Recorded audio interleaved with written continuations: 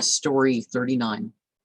Harun Rashid said, when the country of Egypt was surrendered to him, in contrast to the rebel who had, in his arrogance of being sovereign of Egypt, pretended to be God, I shall bestow this country upon the meanest of my slaves.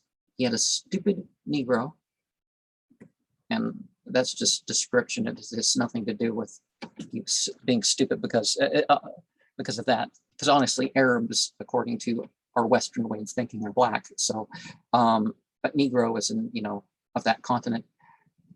Qusayb by name, whom he made governor of Egypt, but his intellect and discrimination were so limited that when the tribe of Egyptian agriculturalists complained and stated that they had sown cotton along the banks of the Nile and that an untimely rain had destroyed it, he replied, "You ought to have sown wool."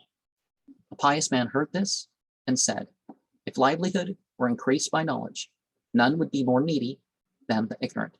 Nevertheless, the ignorant received a livelihood, at which the learned stand aghast. The luck of wealth consists not in skill, but only in the aid of heaven. It happens in the world that many silly men are honored and sages despised. If an alchemist has died in grief and misery, a fool discovered treasure amidst ruins." Now, so this guy is an insult, pick somebody that looked different and was different intellectually to such a degree that it's obvious that anybody coming up, so let's not play some